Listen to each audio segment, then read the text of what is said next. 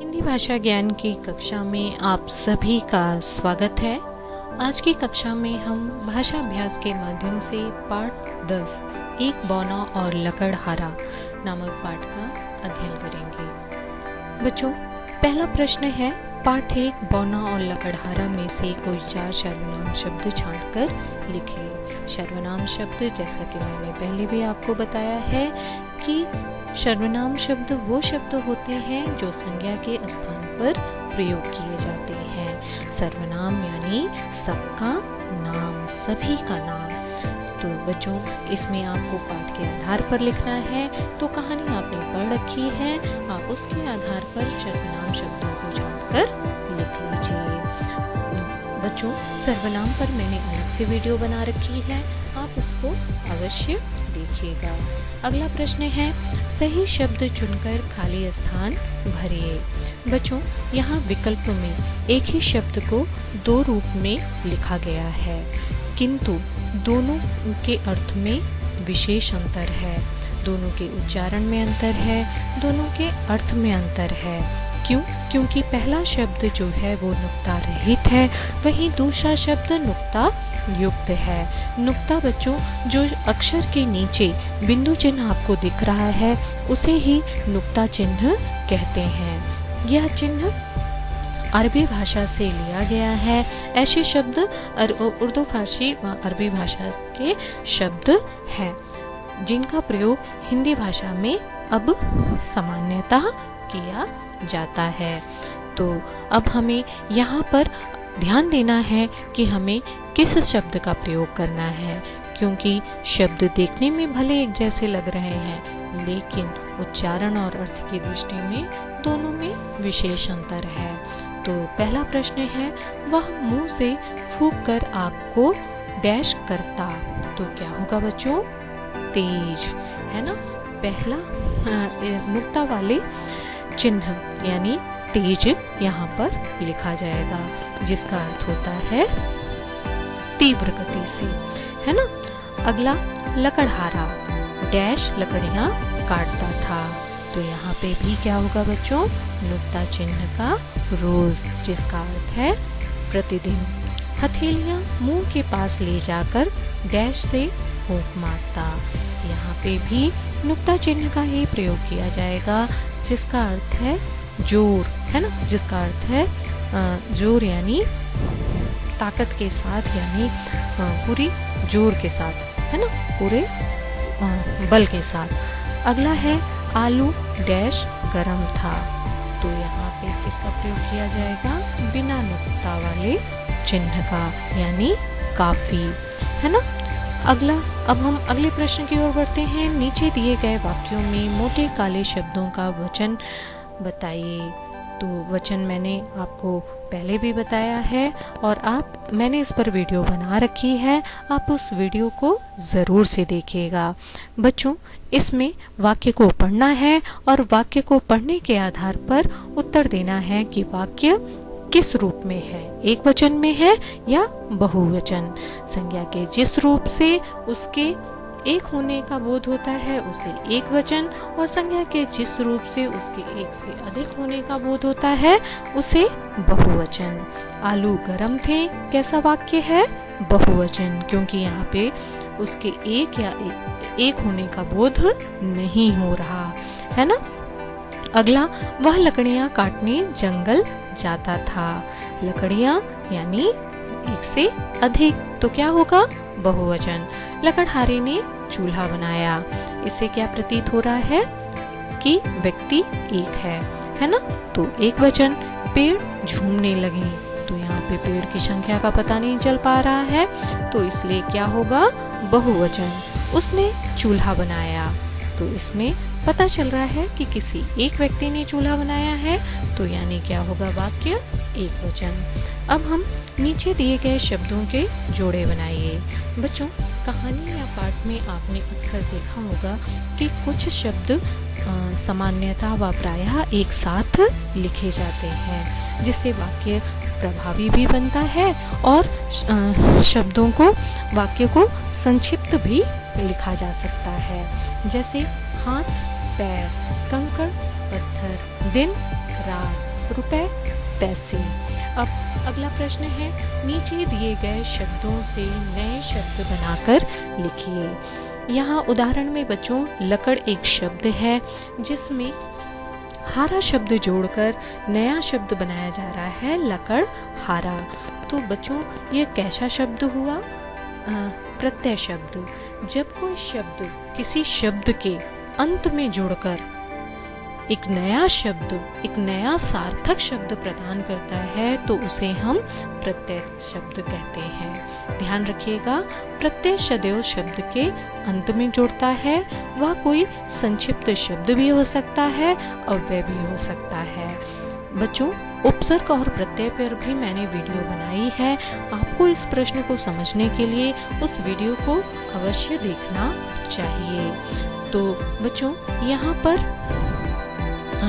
पर जो प्रश्न है उससे जो शब्द जुड़ रहा है, अब हमें देखना है कि उससे कौन सा प्रत्यय शब्द बन रहा है। जैसे सेना धन पति है ना, सेना के साथ हमने पति शब्द को जोड़ा तो क्या सार्थक शब्द बन रहा है? सेनापति। सेनापति एक प्रत्यय शब्द निर्मित हो रहा है। लेख धन का, लेखक। अन्न धन पढ़, अनपढ़। रेल धन गाड़ी, रेलगाड़ी। ध्यान रखिएगा, शब्द के अंत में सदैव जुड़ने वाले शब्द को या अव्यय को क्या कहते हैं?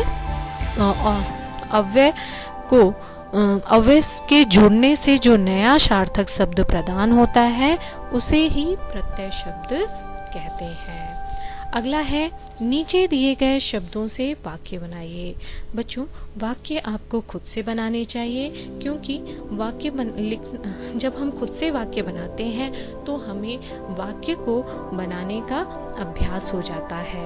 यहाँ मैं आपको शब्दों का अर्थ समझा दे रही हूँ और आपसे निवेदन है कि आप उसका प्रयोग खुद से करिए। चलिए, पहला प्रश्न है उधर। उधर यानी किसी दिशा की ओर, जैसे इधर उधर मत खेलो, है ना, इधर उधर कूड़ा मत फेंको। उधर यानी किसी दिशा को बोधित किया जा रहा है, किसी दिशा के बारे में बताया जा रहा है।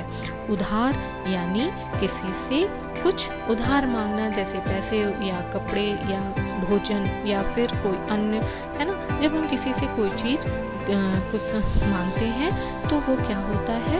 उधार, है ना। अगला है समान। समान यानी दो चीजों में समानता, इक्वल, जैसे हम सब एक समान है ना। और दूसरा क्या है? सामान यानी कोई वस्तु। मेरे घर में बहुत सारे लकड़ी के सामान है या लोहे के सामान है, या सामान दूसरे सामान का अर्थ वस्तु से है। सूखी यानी कोई चीज सूखा है, जैसे लकड़ी सूखी है, पत्तियां सूखी हैं, कपड़े सूखे हैं, है ना। कोई किसी चीज का सूखना। और दूसरे सुखी यानी खुश होना, बहुत सुखी होना, है ना। हर तरह से निरोग होना, या फिर हमारे पास बहुत संपत्ति है इसलिए हम सुखी हैं, मैं निरोग हूँ इसलिए सुखी हूँ, या मेरे परिवार में सब मुझे बहुत प्यार करते हैं इसलिए मैं सुखी हूँ, है ना। तो सुखी होना यानी खुश होना। अब अगला प्रश्न है, नीचे दिए गए वाक्यों में मोटे काले शब्द की जगह समान अर्थ देने वाले शब्द लिखिए। समान अर्थ देने वाले शब्द यानी पर्यायवाची शब्द। बच्चों पर्यायवाची पर भी मैंने अलग से वीडियो बना रखी है।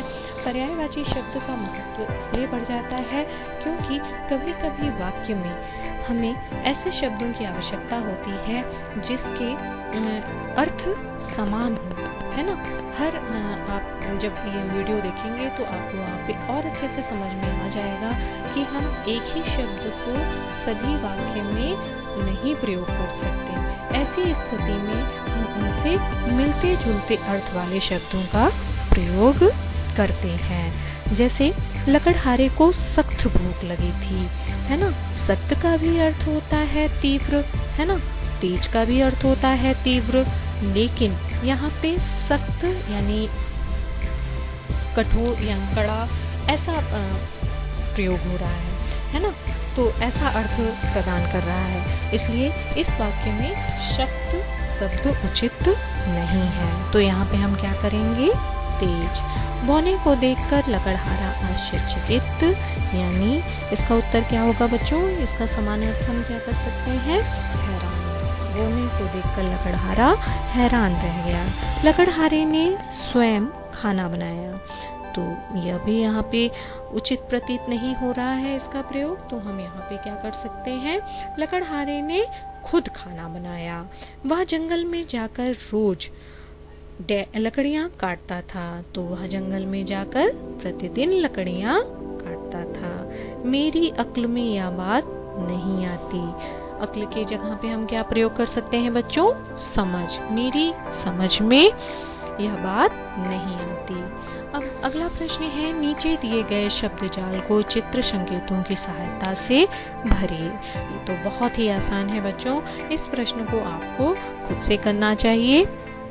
आपको चित्र देखना है और चित्र के अनुसार ही शब्द जाल को पूरा करना है।